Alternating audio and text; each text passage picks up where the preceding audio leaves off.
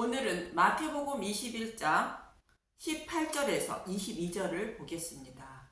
무화과 나무가 마르다. 성전에 들어가신 예수님은 내 집은 기도하는 집인데 강도의 서굴로 만들었다고 말씀하셨습니다.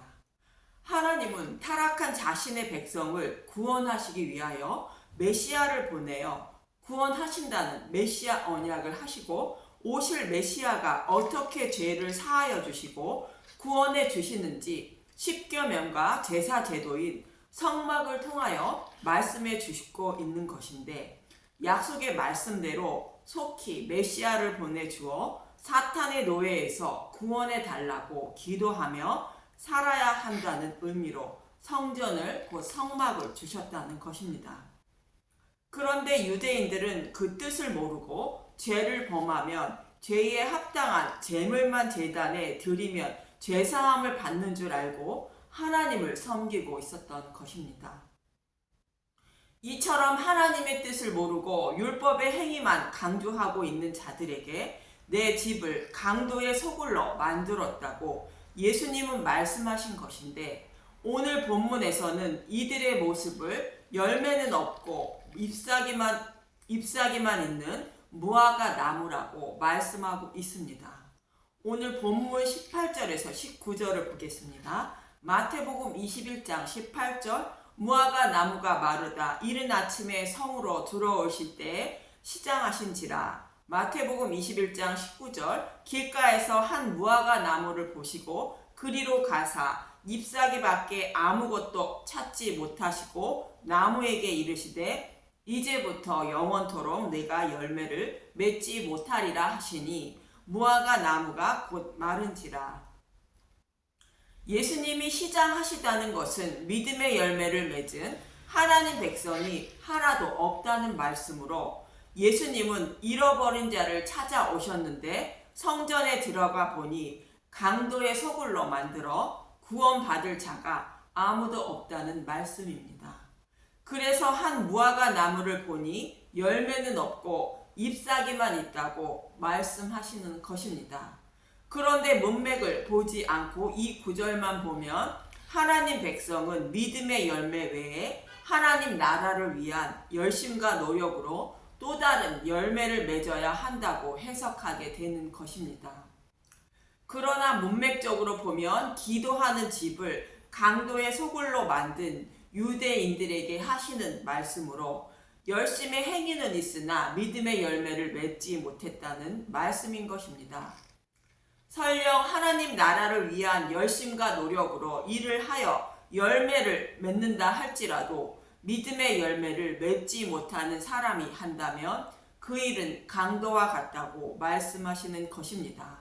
그럼 열매를 맺지 못하는 자들이 열매를 맺기 위해서는 어떻게 해야 하는지 성경은 잘 말해주고 있는데, 열왕기하 2장 19절에서 22절을 봅니다.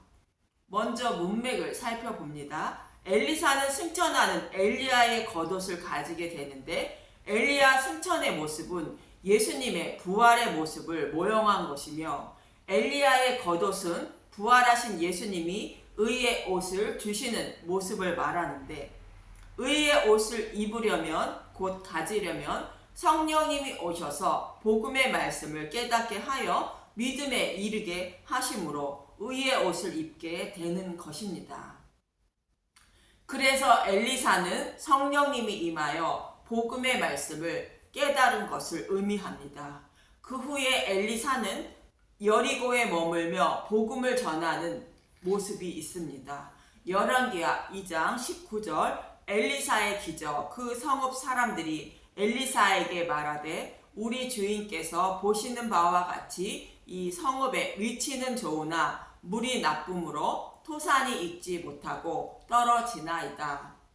오늘 본문의 말씀처럼 무화과 나무 잎만 있고 열매가 있지 못하고 떨어져 열매가 없는 모습을 말합니다. 여기서 성읍의 위치는 좋으나 물이 나쁘다는 것은 이스라엘 백성에게 주신 율법을 말하는 것으로 율법도 선하고 좋다는 말씀입니다. 로마서 7장 10절에서 12절을 보겠습니다. 사도 바울은 율법으로 죄를 깨달음으로 율법도 거룩하고 의로우며 선하다고 말합니다. 로마서 7장 10절 생명에 이르게 할 그 계명이 내게 대하여 도리어 사망에 이르게 하는 것이 되었도다. 로마서 7장 11절 죄가 기회를 타서 계명으로 말미암아 나를 속이고 그것으로 나를 죽였는지라. 로마서 7장 12절 이로 보건대 율법은 거룩하고 계명도 거룩하고 의로우며 선하도다. 생명에 이르게 할 계명은 율법을 말하는데 오히려 사망에 이르게 했다는 것으로 사도 바울이 율법을 지키지 못한다는 것을 율법을 통하여 알게 되었다는 것이며 율법으로 죄인임을 깨닫게 되었다는 것으로 율법도 거룩하고 선하다고 말하는 것입니다. 이처럼 율법은 선하고 좋으나 율법을 지켜서 의롭다 할 육체가 하나도 없다는 뜻으로 성읍의 위치는 좋으나 물이 나빠 열매가 있지 못하고 떨어진다고 말하고 있는 것입니다. 율법을 지켜서는 구원받을 사람이 하나도 없다는 뜻인데 로마서 3장 19절에서 20절을 보겠습니다. 로마서 3장 19절 하나님의 이 우리가 알거니와 무릇 율법이 말하는 바는 율법 아래 있는 자들에게 말하는 것이니 이는 모든 입을 막고 온 세상으로 하나님의 심판 아래에 있게 하려 함이라. 로마서 3장 20절 그러므로 율법의 행위로 그의 앞에 의롭다 하심을 얻을 육체가 없나니 율법으로는 죄를 깨달음이라. 하나님이 율법을 주신 이유는 자신이 심판받아 마땅한 죄인임을 알게 하시기 위하여 주신 것으로 죄인임을 깨닫게 하시기 위하여 주셨다는 것이며 율법을 행위로 의롭다 함을 얻을 육체가 없다는 말씀과 같이 믿음의 열매를 맺을 사람은 하나도 없다는 것입니다. 이 말씀이 성읍의 위치는 좋으나 물이 나쁨으로 열매가 있지 못하고 떨어진다는 말씀으로 예수님이 무화과를 보니 열매가 없다는 말씀과 같은 의미입니다. 그런데 엘리사가 열매를 맺게 하기 위하여 어떻게 하는지 열왕기하 2장 20절에서 22절을 봅니다. 열왕기하 2장 20절 엘리사가 이르되 새 그릇에 소금을 담아 네게로 가져오라 하매 곧 가져온지라. 열왕기하 2장 21절 엘리사가 물 근원으로 나아가서 소금을 그 가운데에 던지며 이르되 여호와의 말씀이 내가 이 물을 고쳤으니 이로부터 다시는 죽음이나 열매 맺지 못함이 없을지니라 하셨느니라. 열왕기하 2장 22절 그 물이 엘리사가 한 말과 같이 고쳐져서 오늘에 이르렀더라. 엘리사가 새 그릇에 소금을 가져다가 물 근원 가운데 소금을 던지니 물이 고쳐져 열매를 맺게 되었다는 것입니다. 그럼 여기서 소금은 무엇을 의미하는지 역대하 13장 3절에서 5절을 봅니다. 역대하 13장 3절 아비야는 싸움에 용감한 군사 40만 명을 택하여 싸움을 준비하였고 여로보암은 큰 용사 80만 명을 택하여 그와 대진한지라. 역대하 13장 4절 아비야가 에브라임 산 중에 스마라임 산 위에 서서 이르되 여로보암과 이스라엘 무리들아 다 들으라. 역대하 13장 5절 이스라엘 하나님 여호와께서 소금 언약으로 이스라엘 나라를 영원히 다윗과 그의 자손에게 주신 것을 너희가 알 것 아니냐.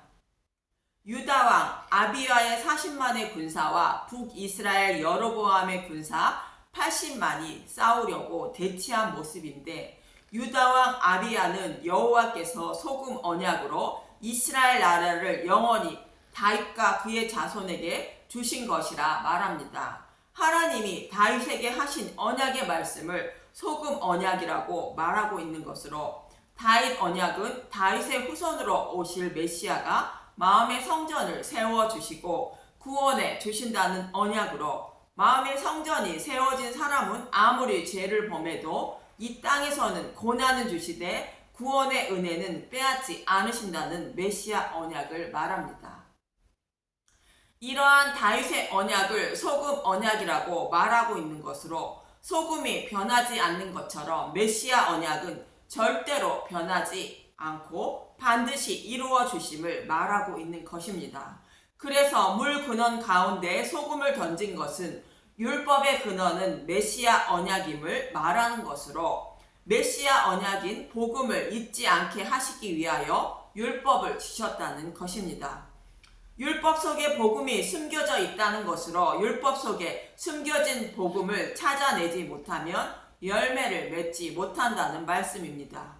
예수님도 성경은 곧 구약 성경은 자신에 대하여 기록하고 있다고 말씀하시는 것입니다.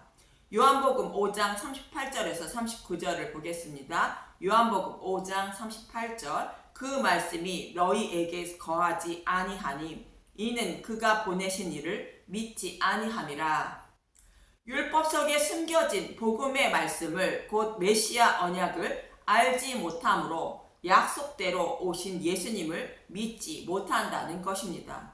요한복음 5장 39절 너희가 성경에서 영생을 얻은 줄 생각하고 성경을 연구하거니와 이 성경이 곧 내게 대하여 증언하는 것이니라. 성경은 죄인들을 죄에서 구원하시기 위하여 오신다는 예수님에 대하여 기록하고 있다는 것인데 구약 성경에 숨겨진 예수님을 찾아내지 못함으로 믿음의 열매를 맺지 못한다는 것입니다. 또 엘리사가 물의 근원에 소금을 던지는 모습과 같은 의미를 담고 있는 것이 마라의 쓴물을 단물로 바꾸어 주는 사건인 것입니다. 출애굽한 이스라엘 백성들이 홍해를 건넌 후에 모세와 미리암이 하나님을 찬양하는 노래를 출애굽기 15장에 기록하고 있고 이 말씀에 이어 마라의 쓴물을 단물로 바꾸어 주는 이야기가 나옵니다. 이 말씀의 의미는 홍해를 건넜다고 끝나는 것이 아니라 정말로 하나님을 찬양할 일이 남아있다는 말씀으로 먹지 못하는 쓴물인 율법을 단물로 바꾸어 주신다는 것으로 쓴물인 율법의 저주하에 예수님이 죽으셔야 쓴물인 율법이 단물로 변하여 우리의 목마름을 해결해 주어 생명을 살릴 수 있다는 것입니다. 율법의 근원인 메시아가 오셔서 율법의 저주를 받으시고 죽으심으로 율법을 복음으로 바꾸어 주는 물인 단물을 먹어야 목마름을 해결받아 생명을 살릴 수 있다는 말씀입니다. 이 말씀을 이야기하고 있는 출애굽기 15장 22절에서 25절을 보겠습니다. 출애굽기 15장 22절 단물로 변한 마라의 쓴물 모세가 홍해에서 이스라엘을 인도하매 그들이 나와서 스루 광야로 들어가서 거기서 사흘 길을 걸었으나 물을 얻지 못하고 출애굽기 15장 33절 23절 마라에 이르렀더니 그곳 물이 써서 마시지 못하겠으므로 그 이름을 마라라 하였더라. 출애굽기 15장 24절 백성이 모세에게 원망하여 이르되 우리가 무엇을 마실까 하매 율법은 써서 먹지 못하는 물이라는 뜻입니다. 출애굽기 15장 25절 모세가 여호와께 부르짖었더니 여호와께서 그에게 한 나무를 가리키시니 그가 물에 던지니 물이 달게 되었더라. 거기서 여호와께서 그들을 위하여 법도와 율례를 정하시고 그들을 시험하실세. 여기서 한 나무는 십자가를 상징하는 것으로 율법의 저주하에 예수님이 십자가에 죽으심으로 율법을 단물로 바꾸어 주시는 것을 모형한 사건입니다. 그랬더니 써서 먹지 못하는 물이 단물로 바뀌어 백성의 목마름을 해결해 주셨다는 것입니다. 이 말씀처럼 이스라엘 백성들에게는 시내산에서 쓴물인 율법이 주어지게 되고 이스라엘 백성들은 하나님이 주신 율법의 말씀대로 온 힘을 다하여 지키며 살았지만 예수님이 오실 때까지 예수님의 시장함을 해결해 줄 열매를 맺지 못했다는 것입니다. 그러나 예수님이 십자가에서 율법을 완전하게 해주심으로 믿음의 열매를 맺게 되는 것인데 실제로 예수님은 자신이 오신 것은 율법을 폐하러 온 것이 아니라 완전하게 하시기 위하여 오셨다고 마태복음 5장 17절에 말씀하고 있는 것입니다. 마태복음 5장 17절 예수와 율법 내가 율법이나 선지자를 폐하러 온 줄로 생각하지 말라 폐허러 온 것이 아니요 완전하게 하려 함이라. 이처럼 성읍의 위치는 좋으나 물이 나쁨으로 토산이 있지 못해 열매가 있지 못한다는 것은 율법은 선하고 거룩하고 좋으나 믿음의 열매를 맺지 못한다는 말씀입니다. 율법의 근원인 예수님을 찾아야 죽음의 열매를 맺지 않고 생명의 열매인 믿음의 열매를 맺을 수 있다는 것입니다. 이처럼 예수님은 율법 속에 숨겨진 복음을 찾지 못하고 하나님을 섬기며 죽음의 열매를 맺고 있는 자들에게 내 집을 강도의 소굴로 만들었다고 말씀하시는 것이며 죽음의 열매를 맺고 있다고 말씀하고 있는 것입니다. 또 예수님은 본문 19절에 이제부터 영원토록 내가 열매를 맺지 못하리라 말씀하십니다. 이 말씀은 율법의 행위로 의롭다 여김을 받으려는 자들에게 하시는 말씀으로 약속하신 메시아가 오심으로 율법의 시대는 가고 복음의 시대가 되었는데도 율법의 행위로 열매를 맺으려는 자는 영원히 열매를 맺지 못한다는 말씀입니다. 이 말씀을 구약에서도 말씀하고 있는데 레위기 19장 5절에서 8절을 봅니다. 레위기 19장 5절 너희는 화목 제물을 여호와께 드릴 때에 기쁘게 받으시도록 드리고 화목제를 드리는 것은 예수님이 십자가에서 우리의 죄를 대속해 주심으로 우리가 하나님과 화목하게 되었다는 것을 아는 것을 말하는데 예수님이 십자가에서 죽으심으로 휘장을 찢어 주시는 날인 복음의 시대의 개막을 알리는 날이 화목제를 드리는 날인 의미인 것입니다.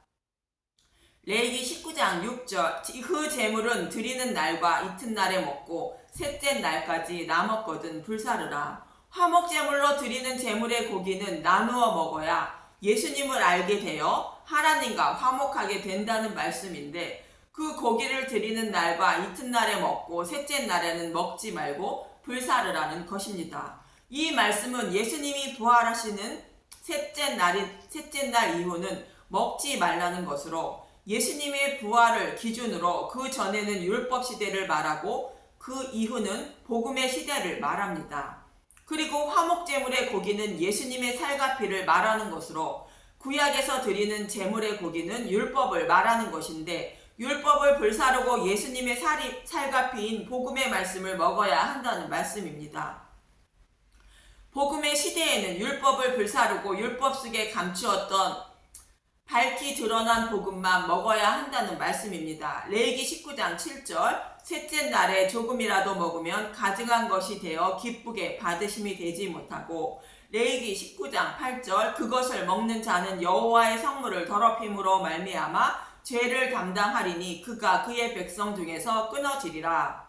셋째 날은 복음의 시대를 말하는데 복음의 시대에도 율법의 행위로 의롭다 여김을 받으려는 자들은 영원히 열매를 맺지 못하고 그 죄를 담당하게 된다는 것입니다. 히브리서 9장 9절에서 10절은 이렇게 말합니다. 히브리서 9장 9절 이 장막은 현재까지의 비은이 이에 따라 드리는 예물과 제사는 섬기는 자를 그 양심상 온전하게 할 수 없나니 히브리서 9장 10절 이런 것은 먹고 마시는 것과 여러 가지 씻는 것과 함께 육체의 예법일 뿐이며 기억할 때까지 맡겨둔 것이니라. 구약의 제사 제도는 장차 예수님이 오셔서 우리의 더러움을 씻어주는 모형이며 예수님이 오셔서 십자가에서 대속해 주실 때까지만 허용했다는 것으로 오실 메시아를 잊지 말고 소망하며 살아야 한다고 율법을 주셨다는 말입니다.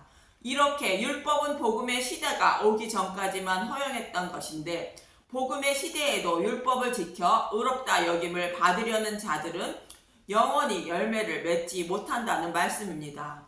본문 20절에서 22절을 보면 마태복음 21장 20절 제자들이 보고 이상히 여겨 이르되 무화과 나무가 어찌하여 곧 말랐나이까 예수께서 대답하여 이르시되 내가 진실로 진실로 너희에게 이르노니 만일 너희가 믿음이 있고 의심하지 아니하면 이 무화과 나무에게 된 이런 일만 할 뿐 아니라 이 산더러 들려 바다에 던져지라 하여도 될 것이요 너희가 기도할 때 무엇이든지 믿고 구하는 것은 다 받으리라 하시니라. 왜 무화과 나무가 말랐는지 묻는 질문에 예수님이 답하시는 말씀인데 믿고 구하는 것은 다 받는다고 말씀하십니다. 이 말씀을 문맥을 빼고 해석하며 믿고 의심하지 않고 구하는 것은 무엇이든지 다 받는다는 말씀으로 해석이 됩니다. 그렇다면 본문의 말씀처럼 기도하여 산을 바다로 던진 사람이 있다는 것을 듣지 못하는 것으로 보아 그 말씀이 아님을 알 수 있습니다. 이 말씀은 기도하는 내 집을 강도의 소굴로 만들었다는 말씀에 이어서 하시는 말씀으로 무화과 나무가 마른 이유를 설명하는 말씀입니다. 무화과 나무는 율법의 행위로 의롭다 여김을 받으려는 자들을 말하는 것으로 그들은 영원히 믿음의 열매를 맺지 못한다는 말씀입니다. 율법 속에 숨겨진 복음인 메시아 언약을 믿고 기도하면 구원자인 예수님을 만나게 된다는 문맥인 것입니다. 지난 시간에 말씀드린 시므온이라는 사람과 안나라는 선지자와 나다네엘과 같이 약속하신 메시아 언약을 믿고 기도하며 기다리니 구원자인 예수님을 만나는 것처럼 이들처럼 약속의 말씀을 믿고 구하는 것은 다 받는다는 말씀인 것입니다. 그리고 산이라는 말씀하시는 것은 아직 구원자인 예수님을 만나지 못한 사람은 율법이라는 산은 오르지 못하는 산입니다. 율법은 육신의 몸을 입고 있는 사람에게는 너무 무거운 짐과 같은 산인 것입니다. 그러나 약속하신 메시아 언약을 믿고 구하면 복음을 곧 예수님을 만나게 되어 열매를 맺지 못하는 율법의 산은 바다에 던져진다는 말씀인 것입니다. 그렇습니다. 율법의 행위로 의롭다 여김을 받을 사람은 아무도 없다는 것을 잘 아시는 하나님은 저와 여러분에게 예수님을 보내주셔서 율법을 복음으로 바꾸어 주신 것이며 그 복음의 말씀을 먹고 마실 때에 믿음의 열매를 맺을 수 있다고 성경은 말씀하고 있는 것입니다. 그래서 저와 여러분은 성경의 말씀을 볼 때에 율법 속에 감추어진 예수님을 찾아내어 먹어야 함을 잊지 마시고 복음의 말씀만 먹기에 힘쓰고 애쓰는 저와 여러분이 되시길 간절히 기도합니다. 감사합니다.